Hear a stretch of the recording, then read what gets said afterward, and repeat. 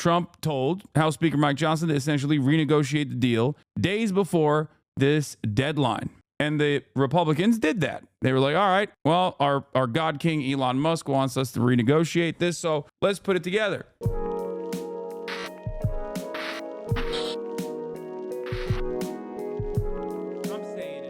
All right, let's talk about the real Squid Games. American Congress, am I right? Ba-dum-tus. All right. Government shutdown looms as planned, backed by President-elect Trump, also known as President-elect Elon Musk, fails in Congress. And it failed partially because of the Republicans, because the Republicans can't get their ducks in a row, can't get their house in check. So it's a government shutdown just hours away if Congress cannot make a deal. Yesterday, a plan supported by President-elect Donald Trump was killed when dozens of Republicans joined the Democrats to vote against it. This is House Speaker Mike Johnson, his second attempt at a deal. The last compromise had bipartisan support, but was killed after opposition from Donald Trump and from billionaire Elon Musk, who the Democrats are complaining is having way too much influence. Scott McFarlane is on Capitol Hill with the very latest. Scott, good morning. This is such a saga. Oh, Gail, this is a potentially dangerous political standoff with hundreds of thousands of federal workers and people who need government services and government benefits hanging in the balance, and President-elect Trump thrusting himself right in the middle of it. The bill is not passed. Trying to escape a federal government shutdown ahead of the holidays, Congress instead slammed into a dead end. We will regroup and we will come up with another solution. After President-elect Trump and billionaire Elon Musk, who's been tasked with cutting government spending, blew up a compromise plan both parties supported to keep the government open. House Republicans tried a different plan last night, less expensive, still including billions of dollars in disaster aid for hurricane-devastated communities, but cutting priorities for Democrats, including health programs. And the new bill included Trump's demand to raise the nation's debt ceiling for 2 years before he even takes office. Trump championed the proposal as a success and good deal on social media.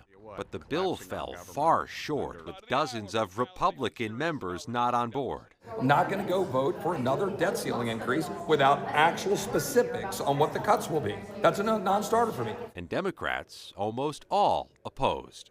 The Musk-Johnson proposal is not serious.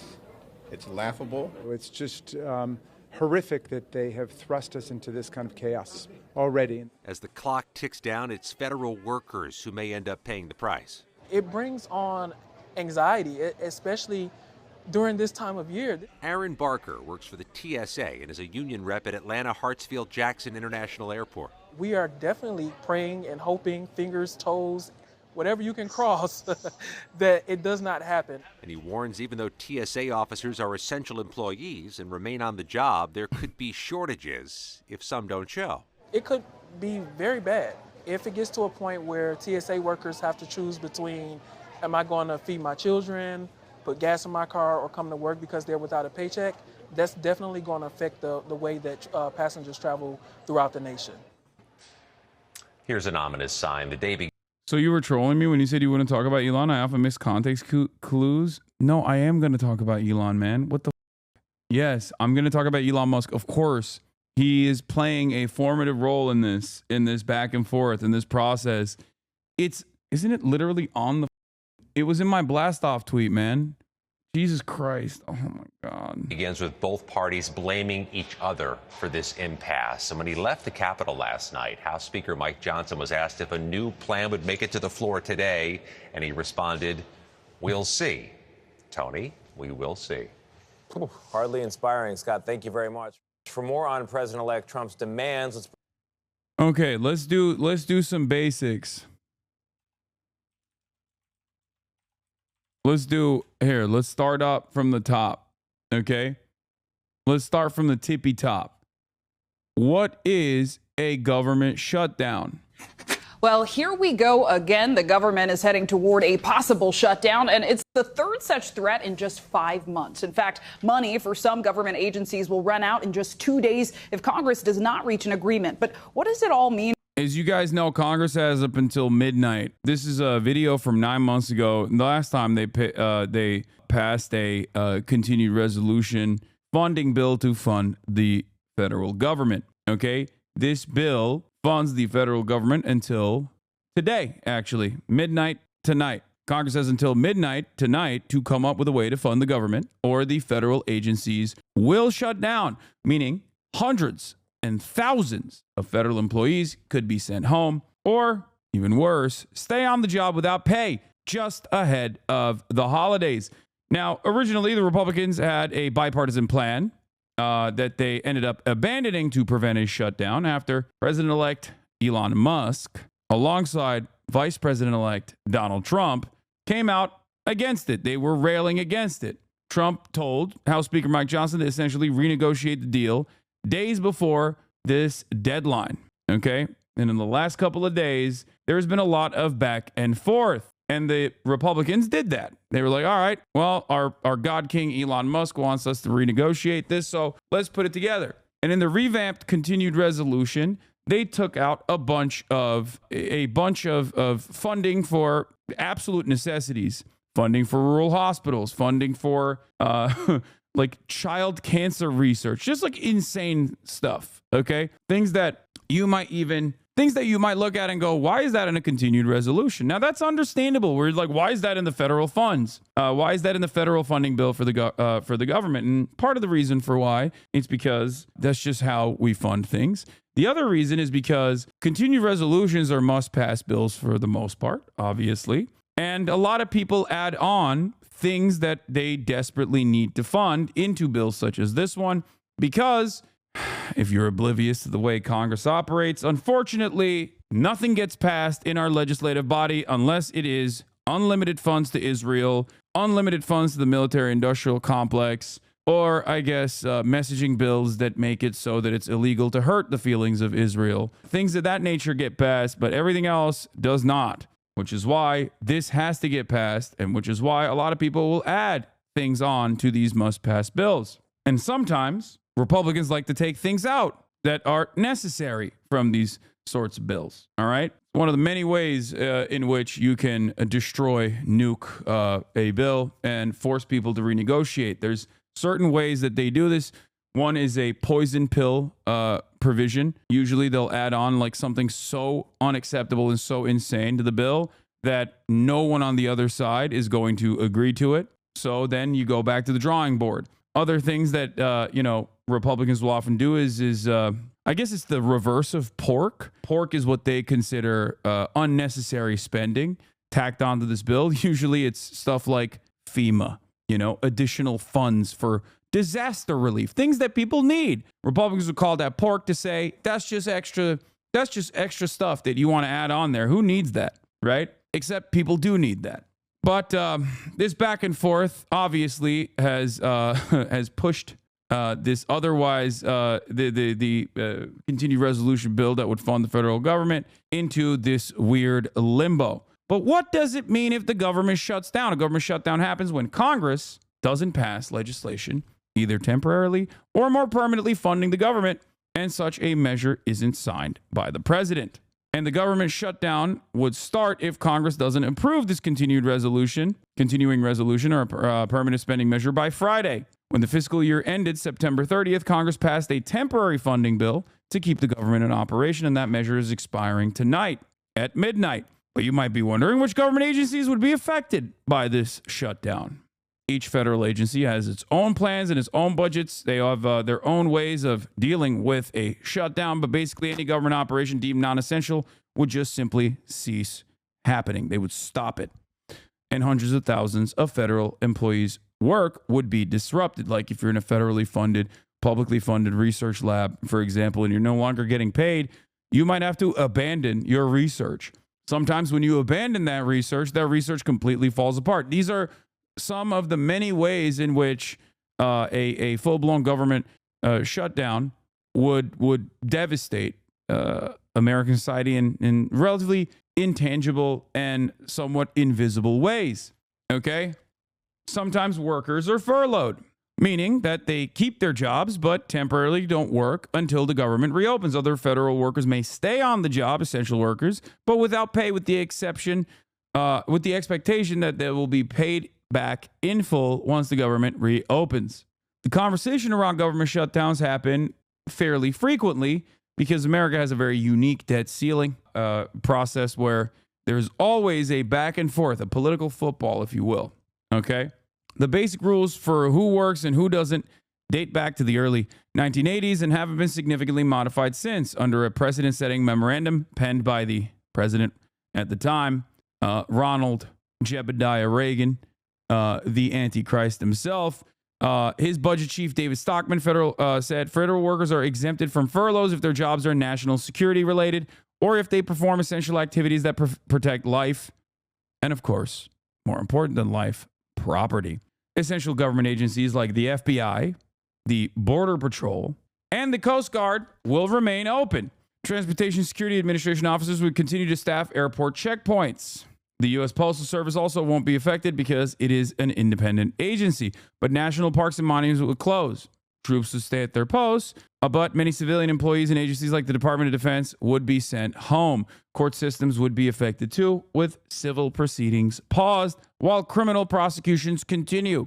Automated tax collections would stay on track, but the IRS would also stop auditing tax returns. Now, the government shutdown won't affect Social Security checks. Recipients of both Social Security and Medicare would continue to receive their benefits, which are part of the mandatory spending that is not subject to the annual appropriations measures. Doctors and hospitals would also continue to get their Medicare and Medicaid reimbursements, so do not worry about that front. But it's possible that new applications won't be processed. During government shutdown in 1996, thousands of Medicare applicants were turned away daily. You might be wondering what a continuing resolution is. And that is, when Congress is down to the wire on passing measures to fund the federal government, the term CR often comes up. It is a temporary spending bill that lets the federal government stay open and operational before Congress and the president have approved a more permanent appropriation. A clean CR is essentially a bill that extends existing appropriations at the same levels as the prior fiscal year, which was the original clean CR bill that was put up that Elon Musk and Donald Trump had issues with, apparently. Elon Musk especially had issues with it. But we shall see in this last minute scramble. AOC was saying on Majority Report that this is happening over the debt ceiling now because Trump's tax cuts are up for renewal next year, which will increase the deficit. Republicans, Elon, are getting ahead of it. Yes, I suspect that a big part of this is because Donald Trump wants to make the tax cuts permanent, the ones that were supposed to be sunsetting, specifically for middle class and poorer Americans. And he won't just do that on its own. He's not going to use that as a standalone to be like, oh yeah, we're going to also make the tax cuts for the working class permanent. He will most likely use that as an opportunity to say, we're making those tax cuts permanent while also offering additional tax cuts to corporations. There's an idea about there's an initiative to lower the already incredibly low corporate tax rate down to 15%. So this is most likely a measure to make sure that there are no hurdles in front of Donald Trump, at least up until the midterm elections. This is why Donald Trump has come back and claimed that he wants to push this new bill. He wants to push a bill that is close to the clean continued resolution. That actually isn't the same at all. They took a bunch of those. They took a bunch of funding initiatives out of that and are forcing them to be standalone bills. But also, funding for child cancer research, things of that nature. But also, perhaps most importantly, they want to increase the debt limit, the debt ceiling, until January 2027. The reason why they want to do that is because Donald Trump does not want to have these back and forth battles while he is the president with the Democratic Party. This is obviously a weapon, not dissimilar to the filibuster in some ways, that the minority party, the party not in power, can use to their advantage to make sure that they get their spending priorities across. Now, part of the reason why Elon Musk has also been pushing for this, according to David Dayen of the American Prospect, is because Elon Musk has factories in China. There's a mundane reason for the late-term chaos, and it's called conflict of interest. David says this is the first scandal of the second Trump term, and take a long look because it's going to look like all the other scandals. A conflict of interest among his impossibly wealthy advisors and aides, or for Trump himself, seeping over into policy. The measure at issue is known as the outbound investment provision. We have heard for years about the problem of manufacturing businesses shipping jobs overseas to China with its low worker wages and low environmental standards. China typically forces businesses wanting to locate factories in its country to transfer their technology and intellectual property to Chinese firms, which can then use that to undercut competitors in the global markets with state support. Now, of course, American capitalists know this. They are not oblivious to this reality at all, and they have voluntarily done so. Make no mistake, when Americans talk about China stealing our IP and you're a regular old consumer, that has nothing to do with you, okay? That has nothing to do with you. American corporate oligarchs knew that this was a reality. It was a firm handshake commitment that they would take advantage of low wages in China and ship manufacturing overseas to China, make China the manufacturing hub of the global economy. And part of that was that they would give Chinese companies their intellectual property with the, dare I say, Orientalist, racist notion that these barbaric Chinese workers would never be able to keep up with American technological innovation. And well, it turns out in 2024, China has not only kept up, but as in some of the key sectors that they have been focusing on since 2015 under the leadership of Xi Jinping, they've actually become sector leaders. And now that those chickens are coming home to roost, the American labor force is completely gutted and destroyed because our capital owners have voluntarily moved manufacturing over to China, and China has developed at a rapid clip with a much better redistribution of the foreign capital that has come into the Chinese marketplace. China is now no longer just a global competitor, but actually a global dominator in key sectors. This is part of the reason why American manufacturers or American capitalists are very frustrated, very scared. It was a gamble for them. And the Genghis Gambit actually worked in China's favor. Now, Congress has been working itself into a lather about China for years now, and they finally came up with a way to deal with this issue. Senators John Cornyn and Bob Casey have the flagship bill, which would either prohibit U.S. companies from investing in sensitive technologies in China, including semiconductors and artificial intelligence, or set up a broad notification regime around it. The bill would add some reporting requirements and enhance reviews as well. In general, it expands restrictions that the Treasury Department has already put forward in their regulatory rules. Codifying those rules in the statute means they cannot be changed by successive administrations. Cornyn and Casey passed the Senate last year, and after about a year of legislative wrangling, a final outbound investment package made it into the year-end bill. We're taking a necessary step to safeguard American innovation against bad actors and ensure our lasting dominance on the world stage, Cornyn said in a statement. Problem is, Elon Musk has manufacturing facilities in Shanghai. Elon Musk car company has a significant amount of outbound investment. A Tesla Gigafactory in Shanghai opened in 2019. Maybe a quarter of the company's revenue comes from China. Musk has endorsed building a second Tesla factory in China, where his grip on the electric vehicle market is completely loosened amid domestic competition. He is working with the Chinese government to bring full self-driving technology to China. In other words, importing a technology they may be seen as sensitive. Musk has battery and solar panel factories that are not yet in China, but he may want to build them in China in the future. You can argue about whether the U.S. should be restricting investment in China, says David Dayen, but it's incontrovertible that a billionaire who has a bunch of investments in China and wants to make more all of a sudden disrupted a normal congressional process that was going to restrict that investment with a bunch of lies from his media platform. And lo and behold, when the new funding bill emerged, the outbound investment feature was dropped. In fact, all traces of provisions related to China were removed from the bill. Now, whether you agree with continued investments into Chinese development and Chinese manufacturing or not, does not change the fundamental problem at play here. A billionaire with a clear conflict of interest was able to take a legislative provision that has been on the docket, a bipartisan legislative provision that has been on the docket that is trade protectionist or somewhat isolationist, okay, and nuke it into orbit. What's even funnier about this is that This is supposed to be our global enemy, okay? Our universal enemy, the number one enemy of all time, the Chinese government. And yet, the otherwise reactionary Republicans are completely oblivious. Normally, if you were to turn around and say, what the this is a limiter on American corporations that want to work in China. This is restrictions that already exist through the Treasury Department that we are codifying through the legislative body to ensure that our really sensitive IP is not going is not falling on Chinese hands. This is something that Americans talk about all the time. American corporate leaders talk about it all the time. Oh, China is stealing our lunch money. They're stealing our innovative products. They're stealing our technology.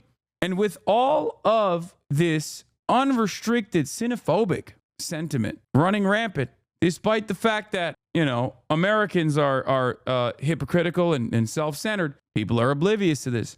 And it's actually the same dynamic that I've talked about quite a bit with respect to who's a good billionaire and who's a bad billionaire. Now, I have a principled stance on this. I don't think that any billionaire is quote unquote good. I don't think anyone is good or bad. They're just operating on self-interest under a capitalist system. And the reality that billionaires even exist is a significant failure of policy in my assessment. Okay. Having said that, however, Republicans don't understand the world in that way. And neither do Democrats, really. Liberal Democrats and liberal Republicans both have a different partisan approach. They think some billionaires are bad and scary, and some billionaires are good and champions of the people. Now, I wouldn't even say that the Democratic Party is so on board with like good billionaires and bad billionaires to the same degree that the Republicans are. Republicans are severely anti-billionaire when they've decided a billionaire is a libtard.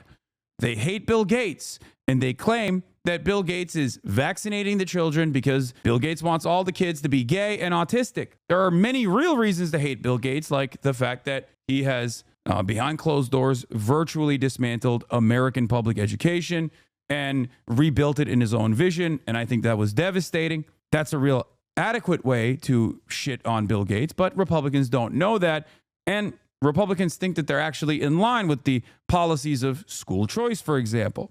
But at the same time, there is an autistic billionaire that wants to put a chip in your brain. That autistic billionaire's name is Elon Musk, and yet the Republican Party thinks Elon Musk is a champion of the American people. It blows my mind. You think Bill Gates wants to make you autistic with a vaccine chip? Elon Musk is literally working on Neuralink, and yet Republicans don't understand that. They're like, they don't realize. They're like, oh, the government's surveilling us, brother. They're surveilling us. Okay, Elon Musk is literally a defense contractor with a surveillance mechanism. Peter Thiel, Palantir, that is a surveillance company. So many of the billionaires in Trump's orbit are the exact cartoon villains that you present libtard billionaires as. Now, this isn't to say that those libtard billionaires aren't doing a whole bunch of awful things that ruin your lives as well. They certainly are. But it's hilarious to me that they just refuse to comprehend that their guys are doing this too. Okay? Do you support surveillance? Of course not. Don't be ridiculous. Anyway, so that's the Elon Musk part of this equation that I wanted to briefly touch on. So on the one hand, the major point of contention here is obviously to eviscerate the debt limit until 2027, the January 2027, so that Donald Trump can do whatever the fuck he wants to without any sort of setbacks that the Republicans, or not the Republicans, that the Democrats can use to their advantage when Trump becomes the president. But there's also other provisions that were taken out of this bill, specifically so that Elon Musk can continue working unrestricted in China, continue operating in China. Just so people understand. That's what a government shutdown is. Now, you might be wondering, okay, what is the debt ceiling? Well, let's do that too. The American government spends more than it collects in taxes and must borrow the difference. For years, investors have gladly lent money to the federal government by buying treasury bonds because they are confident the United States always pays its debts. But what if it didn't? The threat is real. Under the law, Congress must periodically raise what's called the country's debt limit, or the government won't have enough money to meet its obligations, such as paying interest on bonds or delivering checks to contractors, soldiers, or Social Security recipients. The debt limit is easily misunderstood. Raising it does not authorize new spending. It simply allows the government to borrow enough to pay the bills Congress has already approved. Not raising the debt limit is like ordering an expensive restaurant meal and then refusing to pay when the bill arrives. The United States has always avoided a crisis by raising or suspending the debt limits, about 80 times since 1960. But the risks look higher this time. House Republicans see the debt limit as leverage. Why are you playing lib-ass videos? I mean, it's an explainer on what it is and why it exists. I don't know why you're frustrated by this. It's a 2-minute video. You'll be fine. Okay. Now, should the debt limit exist? I don't agree. I don't think it should. And seemingly Donald Trump doesn't think it should either. Having said that, however, while it does exist, it is a very valuable political weapon for the Democrats to use. And the thing is, the Republicans don't want to do that, and they never will do that, as a matter of fact. But overall, the United States is the only country with a debt limit. The United States is the only country with a debt limit that is close to the debt it has. There are some other countries that have a debt ceiling, but it's it rate adjusts year over year, and it's so high that it's virtually impossible to reach it. Yeah, Denmark has one, but it's 200% of its GDP. Are threatening to raise it only if President Joe Biden and Democrats agree to spending cuts. They did not hesitate to raise the debt limit when Republican Donald Trump occupied the White House. Since then, the federal government's debts have grown even larger as Presidents Trump and Biden spent heavily to support the American economy during the COVID-19 pandemic. The government reached the $31.38 trillion debt limit in January. The Treasury Department can use accounting maneuvers to delay the day of reckoning, but not indefinitely. Democrats and Republicans may not be able to resolve their differences and raise the debt limit before the clock runs out. If that happens, the government might have to prioritize spending, paying some bills but not others, and making agonizing choices such as who gets paid first, a Chinese bondholder, say, or a senior who relies on Social Security.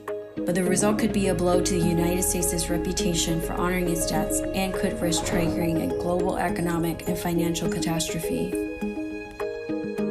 I think it's funny because it's just like a made up, in my assessment, especially in a country like the United States of America, is a completely made up limiter that we've decided must exist. And it's yet another political hurdle where both parties can wield it as a weapon against the other because the threat of a shutdown is severe, right? And nobody wants to be responsible. Nobody wants to be held responsible for the shutdown. Part of the problem here is that the Democrats are currently in office. I mean, they own the White House. Joe Biden is the president. However, as we all currently understand, Joe Biden is not really alive. He's basically in a vegetative state.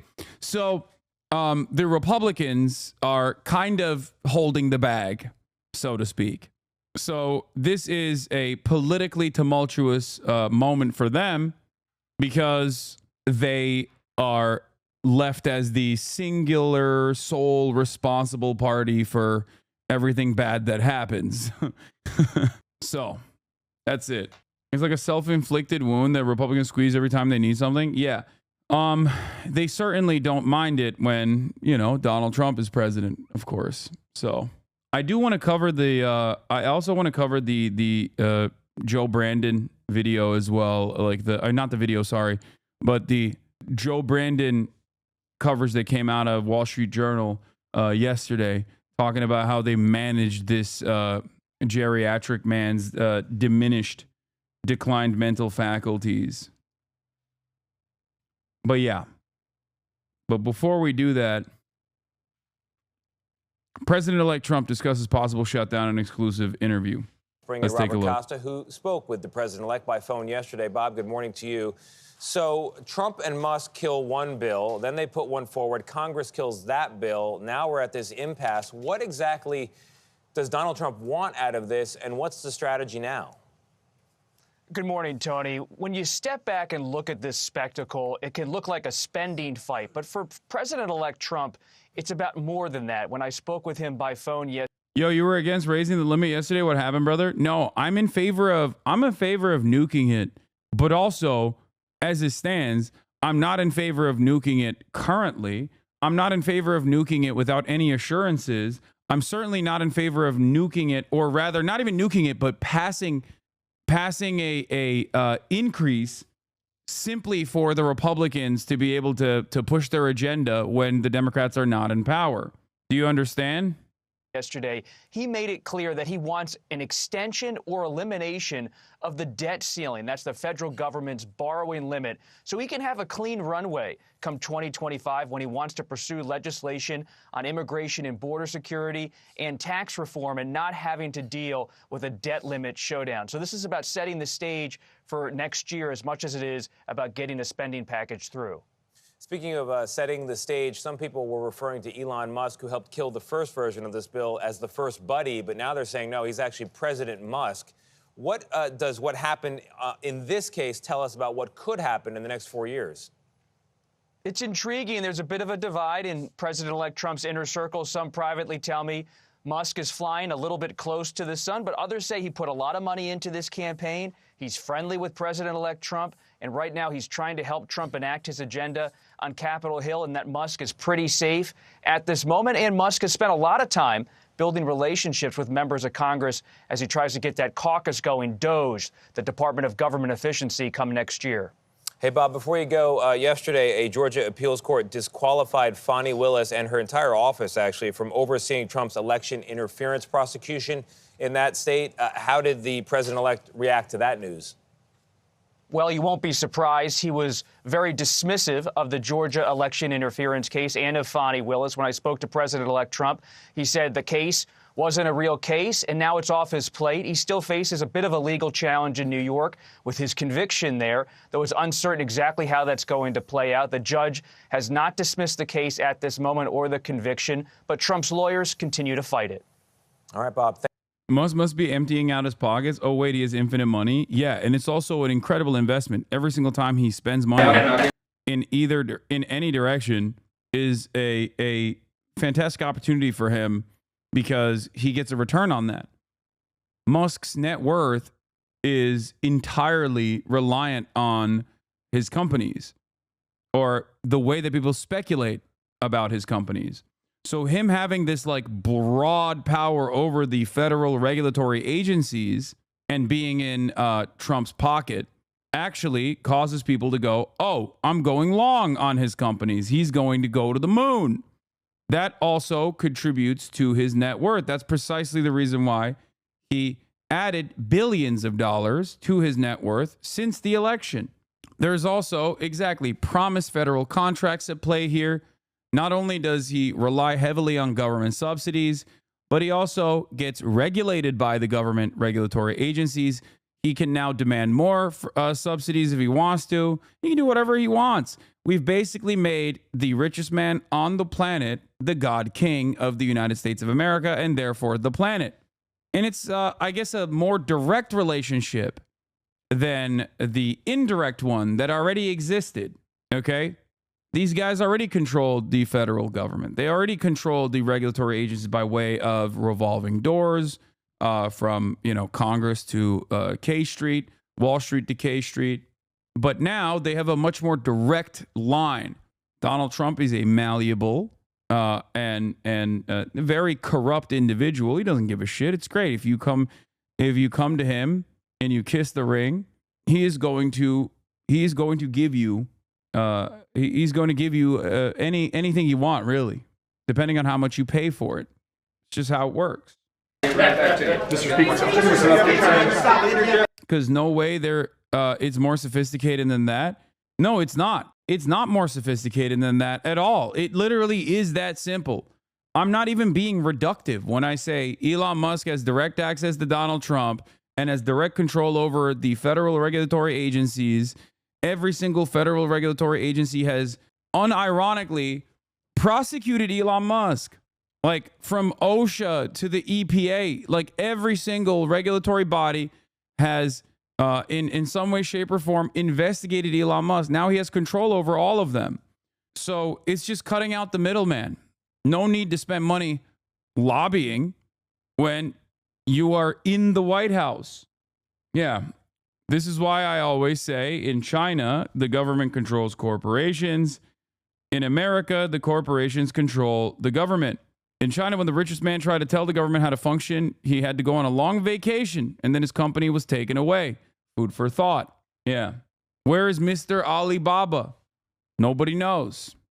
He had to go away for a while and then come back and sing the praises of the leadership. Where is Jack Ma? Someone might ask. He went on a long vacay. I can't give you the update yet. I got one more detail. I will say this much. I do enjoy watching Mike Johnson sweat a little bit because he is such a little freak. Okay? He is such a little freak. So personally, I do appreciate him sweating and on the political chaos and instability caused by his own party.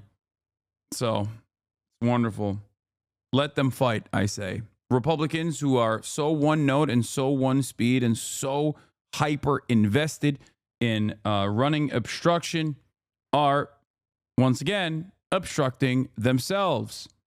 We have a unified Republican conference. There is a unanimous agreement in the room that we need to move forward. I will not telegraph to you the specific details of that yet because I've got a couple of things I got to wrap up in a few moments upstairs, but I expect that we will be proceeding forward. We will not have a government shutdown, and we will meet our obligations for our farmers who need aid, for the disaster victims all over the country, and for making sure that military and essential services and everyone who relies upon the federal. That's so funny when they talk about that stuff because, like, okay, you think like we don't need rural hospitals to be funded.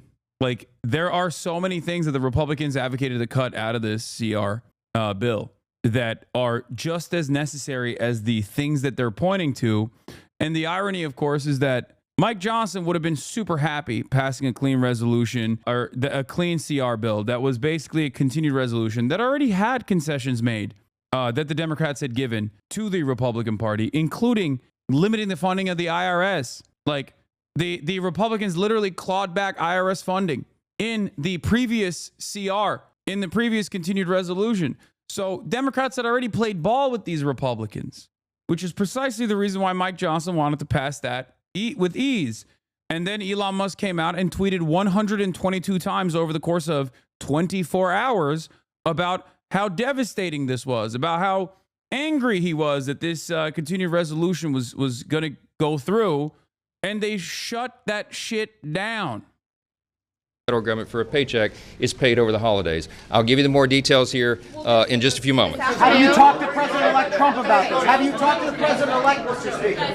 Please heads up. Puts up his shoes. Make way. Sir, is there a vote this afternoon and what time? Very likely, yes.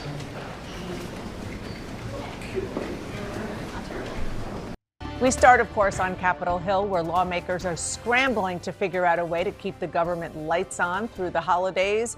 About 30 minutes from now, House Speaker Mike Johnson will try to sell his colleagues on what we are now told is a three-part plan to fund. Oh, this is also the best part.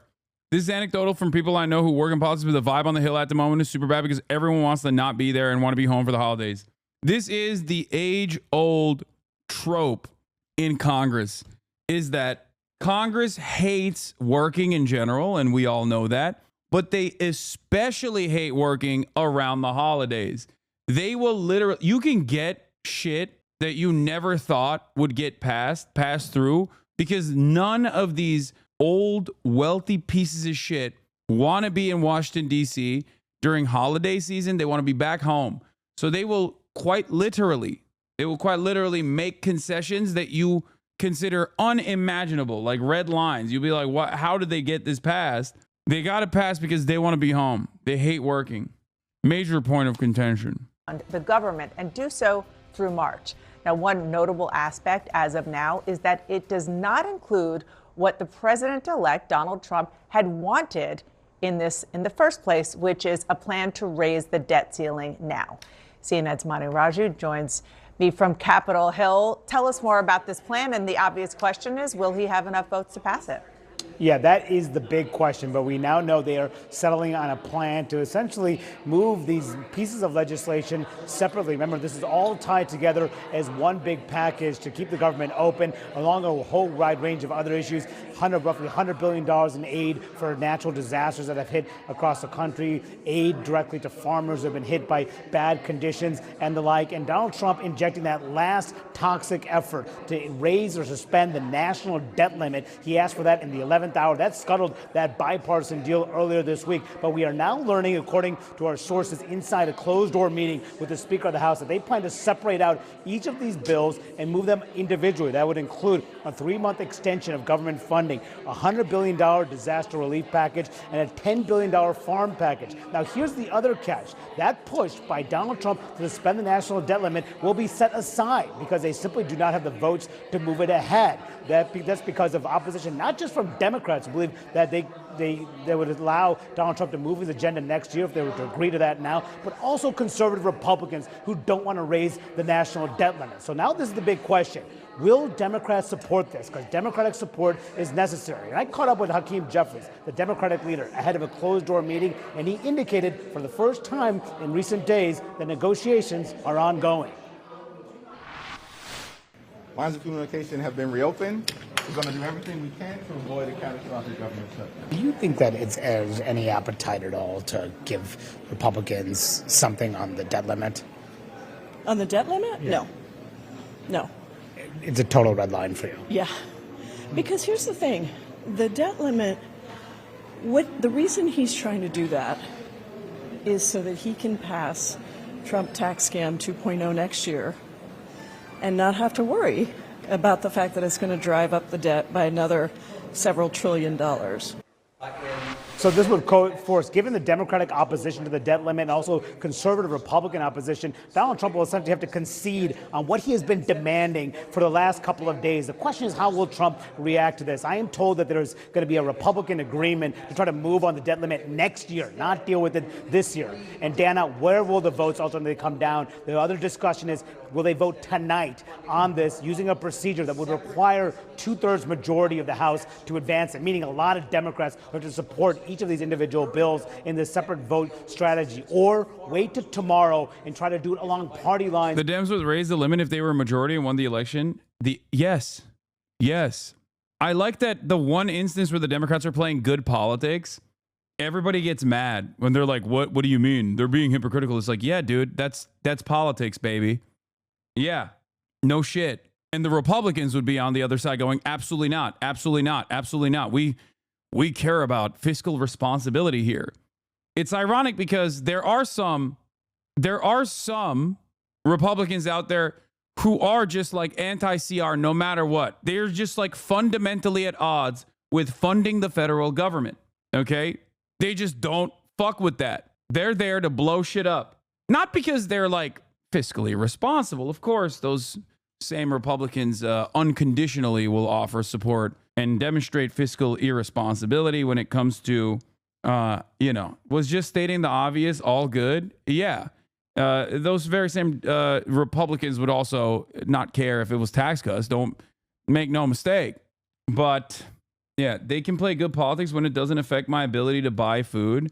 Yeah, you're right, man. Well, don't worry. Your ability to buy food is going to go away anyway, regardless, when the Republicans are in power. Okay, so for the time being, I think it's important for the Democrats to hold strong on this in an effort to force Republicans to concede without offering up, unlimited spending to the Republican Party. It's so funny when people are just like have no capacity to see beyond themselves, where they go, you don't understand. It's affecting my ability to eat. Okay. Hopefully I'd have a different job and not rely on a government check. No, I understand. But this is not on the Democratic Party. This is on the Republican Party. My point is, the Republicans were down with a continued resolution of the clean CR bill originally. Elon Musk and Donald Trump blew it up. And now you're going to yell at the Democrats for not immediately showing their bellies? Get out of here.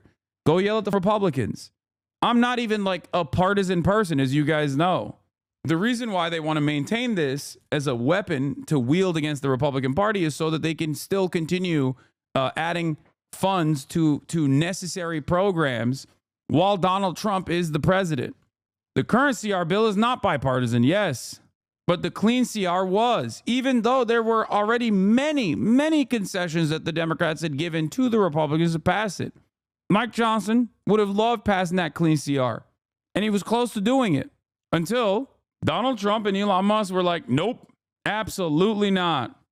Or during a separate procedure. That would be past the shutdown deadline at midnight tonight. They plan to huddle behind closed. I'm not partisan, LeMonFayal. I mean, it's true. If you ask many other content creators online, they cry all the time about me even going to the DNC, despite the fact that I got kicked out of it for all of my unjustifiable criticisms of the Democratic Party. I'd love to be partisan. I'd love to be the propaganda minister. If the Democrats got their shit in order and started behaving like a competent party, I'd be the #1 partisan guy, okay? But just because I'm not partisan doesn't mean that I'm not going to defend the Democratic Party if they do something that is appropriate, do something that is right. That also doesn't mean that I'm going to unconditionally say everything that Democrats are doing is good. Closed doors at 12:30 Eastern, Dana, to try to figure out their way forward.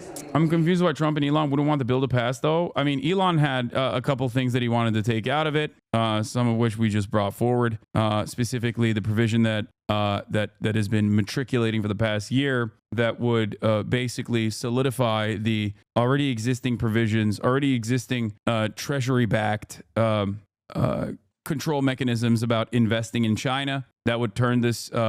that would basically solidify it, make it permanent by way of Congress. Elon Musk didn't like that because he has factories and potential investment operations in opportunities in China. TSA should screen each one of these elected officials aggressively. They have a nice flight. Merry Christmas. Describe what a competent party would look like going forward. I am describing it. A competent party going forward would take advantage of every media opportunity. Whenever there's a mass shooting, they would be loudly talking about how the blood is on the hands of the Republicans that stand in front of common sense gun control, for example. Common sense gun control that the people want. 75% of NRA members are on board with universalizing background checks, for example, things of that matter. A competent Democratic Party would take advantage of the media landscape surrounding the anger, the very obvious anger that the American people have in their hearts for-profit healthcare. A competent Democratic Party would not be beholden to their corporate benefactors in the insurance industry, and instead would be beholden to their voter base. You know, behave a little bit like the Republicans, as a matter of fact. That's what a competent Democratic Party would do. They would play politics in the same way that the Republicans do. They would be shameless about it. Except the Democrats only demonstrate shamelessness when it comes to, I don't know, pardoning Hunter Biden. They only do it for dumb shit. They don't actually do it for, good things. They don't actually do it to enact a legislative agenda that would be helpful. You're a partisan for what you think the Dems should be, not what you are. Yes. You're a partisan for a party that doesn't exist. The DNC thing pisses me off. Been a Biden appointee and older Dems are so out of touch. You're a partisan to a party that doesn't exist. I mean, it's true, though. It is true. I would be a partisan for a party if it existed. That's what I'm trying to say. Make no mistake. I would love for the Democratic Party to abide by not just my wishes, but the wishes of the broadest majorities of American people. Even if the American people are oblivious to what actually helps them, that is still ultimately up to the Democratic Party to communicate how that would be helpful for the regular American voter. Doesn't matter. This kind of stuff transcends party lines. In the words of Tim Walz, feeding the hungry, okay, feeding the starving and offering shelter to the poor is not a partisan issue, okay? It might be the Democrats that enact agendas like making sure that Democrats in the state of Minnesota, at least, enact the agenda that ends up funding school lunches, right, for free, paid for by the taxpayers. But ultimately, Republicans have children that have to eat as well. And that's it. This is a movie with way too many sequels. I think we're done with this kind of theme, this kind of film. Thank you so much, Manu. Appreciate your reporting. Come back if you get any news, of course. And I'm lucky to be surrounded by a talented group of reporters, CNN's Jeff Zeleny, CNN's Lauren Fox, who, of course, was on Capitol Hill all morning, and Zolan Kano-Young of the New York Times. Lauren, I'll start with you. This three-part strategy to do it in bills that are separate in order to give Democrats and Republicans the ability to vote on different things. Can you explain why that matters, particularly when it comes to the bottom line at this point, which is keeping the government running? There are probably some conservatives who hail from areas that were affected by the hurricane who want to make sure that they have an opportunity to vote for legislation to help their states and their districts. I think that is part of the strategy here. I also think part of it is just getting as many votes as you can on the items that people agree on and breaking this down. There was also some entertainment of whether or not they would add the debt ceiling as a separate vote as part of this. Clearly, that's not the strategy that they're contending with, but that was another way to sort of try to satisfy Donald Trump. So right now, I think this is one of those sort of, it's all the same bill, but it just looks a little different than it was before operations. Sometimes that works on Capitol Hill. But some of the, correct me if I'm wrong, and maybe we don't know this yet, but some of the funding for programs like kids with cancer and so forth, is that going to stay in here, or we just don't know yet? I think the early reports are this is the slimmed down version of what that Tuesday plan was. Okay, that so is the early indication. And I do think that for some Democrats, that could be a reason to vote no. Let's just talk about the politics of this, because there's so many different facets to what happened and what is happening as we speak, and what it portends for in January, when there truly is full across the board Republican control. What is your read on it? What's your analysis of that? Look, the analysis of it, clearly the first share of the blame rests with Speaker Johnson. By not having this sort of locked up early in the week, there were signs that this was going to be a problem over the weekend.